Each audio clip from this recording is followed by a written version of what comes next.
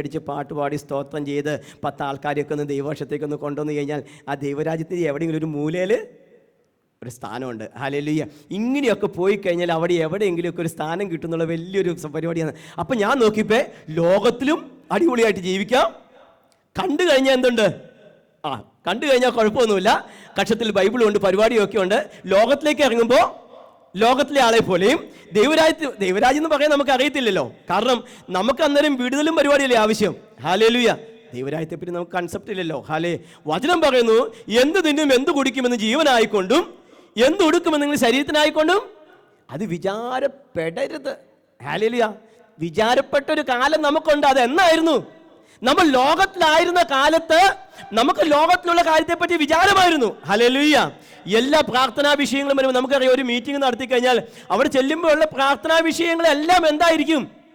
ലോകത്തിലെ പ്രശ്നങ്ങളാണ്. ഹല്ലേലൂയ. അമ്മമാർക്കാണെങ്കിൽ പറയുകയോ വേണ്ട, കുഞ്ഞുങ്ങളെ പറ്റി ആകെപ്പാട് വേവലാതി പിടിച്ച് വെപ്പാളപ്പെട്ട് നിൽക്കുക. ഹല്ലേലൂയ. എന്തുകൊണ്ടാ? ലോകത്തിന്റെ പ്രശ്നങ്ങളെ നമ്മളെ വേട്ടയാടിക്കൊണ്ടിരിക്കുക. അത് നമ്മൾ എവിടെയായിരുന്നിട്ടാ കുഴപ്പം? രക്ഷിക്കപ്പെട്ടതാ, സ്നാനപ്പെട്ടതാ, എല്ലാം കഴിയാം. പക്ഷെ ഇപ്പോഴും നിപ്പ അവിടെ തന്നെയാ. അവിടെ നമുക്ക് പറഞ്ഞു മാറാനായിട്ട് നമ്മളെ കൊണ്ട് സാധിക്കുന്നില്ല. പക്ഷേ ഈ 2-3 ദിവസത്തെ ഈ ശുശ്രൂഷ നമുക്ക് എന്തായി മാറുകയത്? അതിന് വേറൊരു തലത്തിലേക്ക് നമ്മൾ മാറുക. ഹല്ലേലൂയ. ഇതുവരെ നമ്മൾ കണ്ടതല്ല, ഇതുവരെ നമ്മൾ കേട്ടതല്ല, ഇതല്ല, നമ്മൾ വ്യത്യസ്തമായ ഒരു തലത്തിലേക്കുള്ള ഒരു ശുശ്രൂഷയിലേക്ക് നമ്മൾ പോവുക. എങ്ങനെ? ഫലം കായ്ക്കുന്ന അത്തിവൃക്ഷമായിട്ട് നമ്മൾ മാറാൻ പോവുക. ഹല്ലേലൂയ. സന്തോഷമില്ലേ? ഹല്ലേലൂയ. സന്തോഷത്തോടെ കർത്താവിനെ സ്തുതിച്ചേ. ഹല്ലേലൂയ. അങ്ങനെ ഫലമുള്ള അത്തിവൃക്ഷമായിട്ട് നമ്മൾ മാറുകയാണ്. ഹല്ലേലൂയ. കാലം കുറെ കഴിഞ്ഞു കഴിയുമ്പോഴത്തേക്ക് എന്തു പറ്റും? ഈ കാന്തനായ മണവാളൻ വരും. എന്തിനു വേണ്ടിയിട്ടാ? നമ്മളെ കൂട്ടിച്ചേർക്കാനായിട്ട് അവൻ വരും. ഹല്ലേലൂയ. വരുമ്പോഴോ ആമേൻ, അവനോട് കൂടെ നമുക്ക് പോകുവാനായിട്ട് നമ്മളെ കൊണ്ട് സാധിക്കണം. ഹല്ലേലൂയ. അതിന് വേണ്ടിയിട്ടാണ് നമ്മൾ എന്ത് ചെയ്യുക? ഈ പരിപാടികളും ഇതൊക്കെ ചെയ്ത് നമ്മൾ ഈ ദൈവസന്നിധിയിൽ നമ്മൾ വരുവാനായിട്ടുള്ള കാരണം എന്ന് പറയുന്നത് നമ്മൾ അതിന് വേണ്ടിയിട്ടാണ്. ഹല്ലേലൂയ. അതുകൊണ്ട് ആ സന്തോഷത്തോടു കൂടെ നമുക്ക് ദൈവ തിരുസന്നിധിയിലായിരിക്കാം. ഹല്ലേലൂയ. എന്താണ് ദൈവത്തിൻ്റെ പലപ്പോഴും വെക്കാണ്ട് ഈ ദൈവത്തിൻ്റെ സഭ രക്ഷിക്കപ്പെടുക എന്നൊക്കെ പറയുമ്പോൾ നമുക്ക് ആകെപ്പാടെ ഒരു വഹ അല്ലേ? ഈ പണ്ടൊക്കെ ഞാൻ ഈ യാക്കോബ സഭയിലൊക്കെ നമ്മുടെ വീട്ടിൽ വന്നിട്ട് ഓരോരുത്തർ വന്ന് വചനം പറയാനൊക്കെ വരുമ്പോൾ അവർ ചോദിക്കും, സഹോദര നിങ്ങൾ രക്ഷിക്കപ്പെട്ടതാണോ എന്നൊക്കെ ചോദിക്കുമ്പോൾ നമുക്ക് എന്ത് ചെയ്യാം?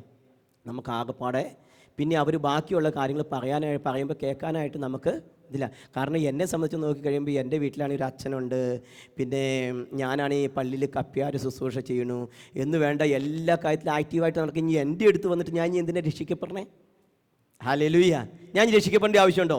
ഞാൻ കർത്താവിനോട് ഏറ്റവും ചേർന്ന് നിൽക്കുന്ന ആളല്ലേ? എല്ലാ പരിപാടികളും. പക്ഷേ എന്തില്ല എൻ്റെ ഉള്ളിൽ? ക്രിസ്തുവില്ല. രക്ഷിക്കപ്പെട്ടതാണോ എന്ന് ചോദിച്ചാൽ നീ കർത്താവിനെ ഉള്ളത്തിൽ സ്വീകരിച്ചതാണോ എന്ന് ചോദിച്ചേ. ഹല്ലേലൂയ. പക്ഷേ എനിക്ക് അത് അറിയത്തില്ല. ഞാനിങ്ങനെ ഒരു സമയത്ത് മസ്കറ്റിലെ ജോലിക്ക് വേണ്ടി അവിടെ പോയി ജോലി ചെയ്തുകൊണ്ടിരിക്കുന്നത്, ഞാൻ പള്ളിയിൽ ശുശ്രൂഷയ്ക്ക് വേണ്ടി ഓടി അങ്ങോട്ട് പോയിക്കൊണ്ടിരിക്കുമ്പോൾ ഒരു മനുഷ്യൻ എന്നോട് വന്നിട്ട് പറഞ്ഞു, ബിജു ഇങ്ങനെയൊന്നും നടന്നാൽ പോരാ, സ്നാനപ്പെടട്ടോ എന്ന് പറഞ്ഞു. നമുക്ക് ഇതങ്ങ് കേട്ടപ്പോൾ അങ്ങോട്ട് പിന്നെ വേറെ വല്ലതും വേണോ? ഹല്ലേലൂയ. ഇതങ്ങ് കേട്ടപ്പോൾ നമുക്ക് അങ്ങോട്ട് ഞെരിപിരി കൊണ്ടു. ഞാൻ പിന്നെ ആ മനുഷ്യനെ കാണുമ്പോൾ 5 അയൽവക്കത്തോടെ പോകത്ത് ഞാൻ വേറെ വല്ലോ വഴിക്കും പോകുമായിരുന്നു. കാരണം എന്താ? രക്ഷിക്കപ്പെടുക എന്നുള്ളത് പോലും എനിക്കറിയില്ലാത്ത എന്നോട് സ്നാനപ്പെടുക എന്ന് പറഞ്ഞാൽ എനിക്ക് ചെയ്യാൻ പറ്റുമോ? ഹല്ലേലൂയ. ഹല്ലേലൂയ. ഇന്ന് സഭയ്ക്ക് പറ്റിയിരിക്കുന്ന കുഴപ്പം എന്ന് പറയുന്നത് മറ്റൊന്നുമല്ല. വചനം പറഞ്ഞു, രക്ഷിക്കപ്പെട്ടവരെ ദിനം പ്രതി ആരെയാ സഭയോട് ചേർക്കണ്ടേ? രക്ഷിക്കപ്പെട്ടവരെ ദിനം പ്രതി സഭയോട് ചേർത്തു. ഹല്ലേലൂയ. അപ്പൊ രക്ഷിക്കപ്പെടുക എന്ന് പറഞ്ഞാൽ ലോകരാജ്യത്തിൽ നിന്നും ദൈവരാജ്യത്തിലേക്ക് നമ്മൾ അങ്ങ് മാറുക ചെയ്യണേ. ഹല്ലേലൂയ. ഹല്ലേലൂയ. അല്ലാതെ ഒരു പ്രശ്നം വന്നു കഴിയുമ്പോഴത്തേക്കും എൻ്റെ പ്രശ്നത്തെ മാറാൻ വേണ്ടിയിട്ട് എനിക്ക് രക്ഷിക്കപ്പെടാൻ പറ്റുമോ? ഇന്ന് മനുഷ്യന്റെ പ്രശ്നം എന്ന് വെച്ചാൽ എല്ലാ മനുഷ്യനും പ്രശ്നത്തിലും പ്രതിസന്ധികളിലും ഇരിക്കുമ്പോൾ നമ്മളൊക്കെ വചനം കേൾക്കുമ്പോൾ നമുക്ക് അന്നേരം നമ്മുടെ ആവശ്യം അന്നേരം എന്താ? ആ പ്രശ്നമാകാൻ വേണ്ടി എന്ത് ചെയ്യും? രക്ഷിക്കപ്പെടണോ? ഞാൻ രക്ഷിക്കപ്പെടാം. സ്നാനപ്പെടണോ? ഞാൻ സ്നാനപ്പെടാം. പക്ഷെ ഇതൊക്കെ കഴിഞ്ഞ് കർത്താവിന്റെ വചനം കേട്ട് മനസ്സിലാക്കുമ്പോ അപ്പൊ ഞാൻ സ്നാനപ്പെട്ടത് ശരിയായോ? ഞാൻ രക്ഷിക്കപ്പെട്ടത് പിന്നെ നമുക്ക് കൺഫ്യൂഷനാ. ഹല്ലേലൂയ. ഈ സഭയ്ക്കുള്ളിൽ കുറെ ആളുകളെ കൂട്ടാൻ വലിയ പാടുണ്ടോ? ഒരു പാടുമില്ല. സഭയ്ക്കായി കൈയടിച്ച് ആരാധിക്കുവാനായിട്ട് നിൽക്കാൻ ആൾക്കാരെ കൂട്ടാൻ ഒരു പാടുമില്ല. പക്ഷേ ദൈവരാജ്യത്തിൽ കടക്കാൻ പാടാം. അത് യഥാർത്ഥമായിട്ട് മാനസാന്തരപ്പെട്ടവനല്ലാതെ അവന് കിടക്കാൻ. അതുകൊണ്ടാണ് ഈ വഴി ഇടുക്കവും ഇത് ഞെരുക്കവും കടന്നു പോകാൻ ചുരുക്കമാണ്. ഹല്ലേലൂയ. ഈ മീറ്റിങ്ങിനൊക്കെ പറയുമ്പോഴേ വിശ്വസിക്കുന്നവരെല്ലാം കൈപൊക്കിക്കോ. വിശ്വസിക്കാൻ വല്ല കുഴപ്പമുണ്ടോ? വിശ്വസിക്കാൻ വല്ല കുഴപ്പമുണ്ടോ? വിശ്വസിക്കാൻ ഒരു കുഴപ്പമില്ല, പക്ഷെ മാനസാന്തരപ്പെടാനാ കുഴപ്പം. ആമേ. മാനസാന്തരപ്പെടുക എന്ന് വെച്ച് കഴിഞ്ഞാൽ പഴയ മനുഷ്യൻ എന്ത് ചെയ്യും? ഈ ശരീരത്തിൽ നിന്നൊന്ന് കളയാൻ ചില്ലറ പരിപാടിയാണ്. അത് വേണമെങ്കിൽ എന്ത് വേണം? ഈ വചനം നമ്മുടെ ഉള്ളത്തിൽ ചെല്ലാത്തിടത്തോളം കാലം നമ്മുടെ പഴയ മനുഷ്യനെ ഉരിഞ്ഞു കളയാൻ ഇച്ചിരി പാടാം. കാരണം ഇവൻ ഷാജിബത്ത് പറഞ്ഞ പോലെ ഇവൻ ആരുടെ പരിപാടിയാണ്? അവൻ മണ്ണിൻ്റെ മനുഷ്യനാണ്. ഇവൻ ഈ മണ്ണിൻ്റെ മനുഷ്യനെ വിണ്ണിൻ്റെ മനുഷ്യനാക്കി തീർക്കാത്തോടത്തോളം കാലം ഈ അത്തിയുടെ വേര് ഈ ലോകത്തിൽ നിൽക്കുന്നിടത്തോളം കാലം എവിടുന്നും വലിച്ചു കുടിക്കും? ഈ ഭൂമിയിൽ നിന്നും വലിച്ചു കുടിക്കും. ഹല്ലേലൂയ. പക്ഷേ ഇതിനെ ചോടോടുകൂടി പറിച്ച് ഇപ്പുറം നടുന്നതാണ് ശരിക്കും എന്ത്? മാനസാന്തരപ്പെടുക, രക്ഷിക്കപ്പെടുക. അങ്ങനെയുള്ളതിനെ സഭയിൽ നിർത്തിയിട്ടേ എന്തെങ്കിലും ഫലം ഉണ്ടാകത്തുള്ളൂ. ഇല്ല, സഭയ്ക്കകത്ത് കുറച്ച് ആളുകളെ കൂട്ടാൻ വേണ്ടിയിട്ട് കുറച്ച് കാര്യങ്ങൾ പറഞ്ഞ് വചനം കേട്ടപ്പോഴത്തേക്കും അവൻ്റെ പ്രശ്നവും പ്രതിസന്ധിയും രോഗവും കടബാധ്യതയും പ്രതിസന്ധിയും വന്നു കഴിയുമ്പോൾ അവനോട് പോയി പറഞ്ഞിട്ട് ഓടി ചെന്ന് എന്തെങ്കിലും കാണിച്ചു കൂട്ടി എന്ത് പറ്റും? അതും കൊണ്ട് ഒരു പ്രയോജനം. അതാ പറഞ്ഞേ, ബലമില്ലാതായാൽ പിൻ എന്തിനു കൊള്ളാം, നിലത്തെ വെറുതെ നിഷ്ഫലമാക്കി കളഞ്ഞിടല്ലേ. നിങ്ങൾ ഫലമില്ലാതായാൽ പിൻ എന്തിനു കൊള്ളാം, നിലത്തെ വെറുതെ നിഷ്ഫലമാക്കി കളഞ്ഞിടല്ലേ. ഹല്ലേലൂയ. അപ്പൊ നമ്മൾ ഫലമില്ലാതെ നമ്മൾ ജീവിച്ചത് കൊണ്ട് ദൈവത്തിനും ഒരു പ്രയോജനവുമില്ല, പിന്നെയോ മനുഷ്യർക്കും പ്രയോജനമില്ല, പിന്നെയോ സഭയ്ക്കും പ്രയോജനമില്ല. Hallelujah, hallelujah. അതുകൊണ്ട് ലോകത്തിലാകപ്പാട് നമ്മൾ ഒന്ന് ചിന്തിച്ചാൽ ലോകത്തിലാകപ്പാട് ഒറ്റ സഭയെ ഉള്ളൂ. അത് ഏതാ സഭ? ക്രിസ്തുവിന്റെ മണവാട്ടി സഭ. ഹല്ലേലൂയ. അത് രക്ഷിക്കപ്പെട്ടവരുടെ കൂട്ടമാ. ഹല്ലേലൂയ.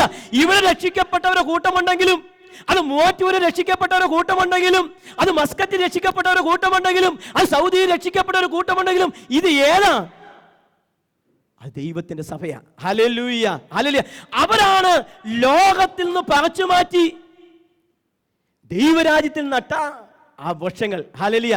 അതിൻ്റെ അകത്ത് പങ്കുകാരായി തീരുവാൻ സ്വർഗത്തിൽ ദൈവം നമ്മയും വീഴ്ച വർദ്ധിയ ആ വലിയ കൃപകൾക്കായിട്ട് നമുക്ക് കരങ്ങളെ ഉയർത്തി ഹല്ലേലൂയ പറഞ്ഞേ. ഹല്ലേലൂയ. സന്തോഷമുള്ളവർ ഹല്ലേലൂയ. അതുകൊണ്ട് വചനം പറഞ്ഞ് എന്ത് തിന്നും എന്ത് കുടിക്കുമെന്ന് ജീവനായിക്കൊണ്ടും എന്തുടുക്കുമെന്ന് നിങ്ങൾ ശരീരത്തിനായിക്കൊണ്ടും വിചാരപ്പെടരുത്. ഇതാരന്വേഷിക്കുന്നു? ഇതൊക്കെ ജാതികൾ അന്വേഷിക്കുന്നുവല്ലോ. ഹല്ലേലൂയ. അപ്പൊ നമ്മൾ ജാതികൾ അന്വേഷിച്ചതുപോലെ അന്വേഷിച്ചു കൊണ്ടിരുന്ന ഒരു സമയമുണ്ടായിരുന്നു. അതെപ്പോഴായിരുന്നു? നാം ലോകത്തിലായിരുന്ന സമയത്ത്. പക്ഷെ ഇപ്പം എന്തു പറ്റി?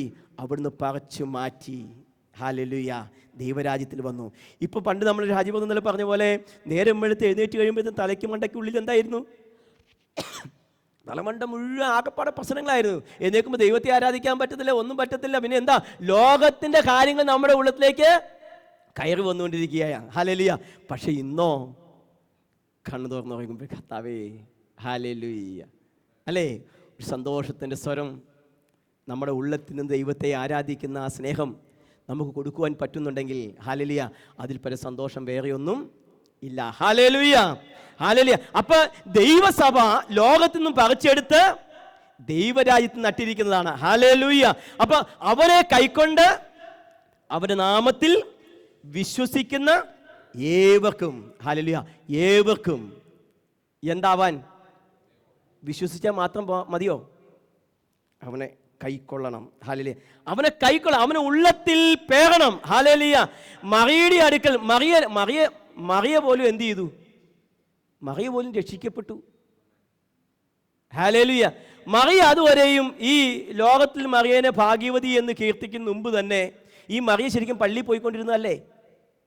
ആരാധിച്ചുകൊണ്ടിരുന്നതല്ലേ? വിശുദ്ധിയായിട്ട് ജീവിച്ചുകൊണ്ടിരുന്നതല്ലേ? പക്ഷെ അന്നൊക്കെ മറിയനെ ഭാഗ്യവതി എന്ന് പറഞ്ഞോ? പറഞ്ഞില്ല. പിന്നെ എപ്പോഴാ പറഞ്ഞേ? ദൂതൻ അവളുടെ അടുക്കൽ, വചനം ഇങ്ങനെ പറഞ്ഞു, ദൂതൻ അവളുടെ അടുക്കൽ അകത്ത് ചെന്ന്. ഹല്ലേലൂയ. അവിടെ അടുത്ത് മാത്രമാണ് വന്ന് പറഞ്ഞേ? അല്ല, ദൂതൻ അവളുടെ അടുക്കൽ അകത്ത് ചെന്ന് കൃപ ലഭിച്ചവളെ നിനക്ക് വന്നു. അപ്പൊ എവിടെ വന്നു? അവള് ആത്മാവിനെ ഉള്ളത്തിൽ കൈക്കൊണ്ടു. അവനെ കൈക്കൊണ്ട് എന്നിട്ട് വിശ്വസിച്ചു. അവനെ കൈക്കൊണ്ട് അവന്റെ നാമത്തിൽ വിശ്വസിക്കുന്ന ഏവർക്കും ദൈവമക്കൾ. അപ്പൊ അവനെ നമ്മൾ വിശ്വസിച്ചാൽ മാത്രം പോരാ, പിന്നെ എന്ത് ചെയ്യാം? നമ്മുടെ ഉള്ളത്തിൽ അവനെ കൈക്കൊള്ളണം. അവർക്കാണ് എന്ത് പറയണേ?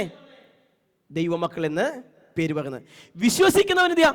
എല്ലാവർക്കും വിശ്വാസമില്ല. യേശുവിനെ വിശ്വസിക്കാതെ പിശാചിന് പോലും നമ്മളെക്കാളും വിശ്വാസം ആർക്കുണ്ട്? നമ്മളെക്കാളും നല്ല വിശ്വാസം പിശാചിനുണ്ട്. പിന്നെ നമ്മളെ വിശ്വാസം ഒന്നുമല്ല ശരിക്കും പറഞ്ഞു കഴിഞ്ഞാൽ. ഹല്ലേലൂയ. അപ്പൊ വിശ്വസിക്കുക മാത്രമല്ല, പിന്നെ എന്ത് ചെയ്യണം? അവനെ കൈക്കൊണ്ട് അവനെ വിശ്വസിക്കുന്നവർക്കാണ് എന്ത്? ദൈവത്തിന്റെ മക്കൾ എന്ന്. അതുകൊണ്ടൊന്ന് ആലോചിച്ച് നോക്കിയേ, ഞാൻ എൻ്റെ കർത്താവിനെ, എൻ്റെ യേശുവിനെ ഉള്ളത്തിൽ കൈക്കൊണ്ടിട്ടുണ്ടോ? ഹല്ലേലൂയ. കൈക്കൊണ്ടിട്ടുണ്ടെങ്കിൽ എന്ത് ചെയ്യും? അവൻ നമ്മുടെ ഉള്ളത്തോട് സംസാരിച്ചുകൊണ്ടേയിരിക്കും. Hallelujah, hallelujah. നമ്മുടെ ഉള്ളത്തിൽ അവനെ കൈക്കൊള്ളുമ്പോൾ, അതുകൊണ്ട് മറിയ പറഞ്ഞു, മറിയ അതുവരെയും കർത്താവിൻ്റെ ഭാഗ്യവതി എന്ന് വിളിക്കപ്പെട്ടില്ല. പിന്നെ എപ്പോഴാണ് ഭാഗ്യവതി എന്ന് വിളിച്ചേ? അവളൊരു വാക്ക് പറഞ്ഞു. അത് താഴോട്ട് വായിച്ചു വരുമ്പോൾ നമുക്ക് 7 ദൂത് മറിയയ്ക്ക് കൊടുത്തു. ആ ദൂത് കൊടുക്കുമ്പോഴും മറിയയ്ക്ക് ഇതൊന്നും വിശ്വസിക്കാൻ പറ്റത്തില്ല. ഇതാ നമ്മുടെ വീട്ടിലൊക്കെ ദൈവദാസന്മാർ വന്ന് ദൈവദൂത് പറയാനൊക്കെ കാര്യം നമുക്ക് ഇതൊന്നും വിശ്വസിക്കാൻ പറ്റത്തില്ല. അപ്പോൾ നമ്മൾ പറയും, അയ്യോ അപ്പനും അമ്മയൊക്കെ എന്ത് പറയും, നാട്ടുകാരെന്ത് പറയും, വീട്ടുകാരെന്ത് പറയും. കാരണം നമ്മളെവിടെ നിൽക്കണം? ലോകത്തിൽ തന്നെ നിൽക്കണതുകൊണ്ട് ഇതിൻ്റെ കാഴ്ചപ്പാട് നമുക്കില്ല. ഹല്ലേലൂയ. പക്ഷെ മറിയ ഒരു കാര്യം ചിന്തിച്ചു. കർത്താവേ ഒരു വാക്ക് പറഞ്ഞു, അതെല്ലാം അവൾ കൈക്കൊണ്ടു. അവൾ ഉള്ളത്തിൽ സ്വീകരിച്ചപ്പോൾ അതുവരെയും അവളെ തള്ളിക്കളയുമെന്ന് പറഞ്ഞ മറിയ അല്ല യോസേപ്പ് എന്ത് ചെയ്യുക? അന്നത്തെ നിയമപ്രകാരം യഹൂദന്മാർ വിവാഹം കഴിക്കാതെ കുഞ്ഞുണ്ടായി കഴിഞ്ഞാൽ അവരെ കല്ലെറിഞ്ഞു കൊല്ലണം. നാട്ടുകാർ ഉപേക്ഷിക്കും, വീട്ടുകാർ ഉപേക്ഷിക്കും, അപ്പനമ്മ ഉപേക്ഷിക്കും, എല്ലാവരും ഉപേക്ഷിക്കും. മാത്രമല്ല യോസേപ്പ് മറിയയ്ക്ക് വിവാഹം നിശ്ചയിക്കപ്പെട്ടിരിക്കുന്ന സമയമാണ്. അപ്പോൾ നോക്കിക്കഴിഞ്ഞാൽ അവസ്ഥ എന്ത് ചോദിക്കേ?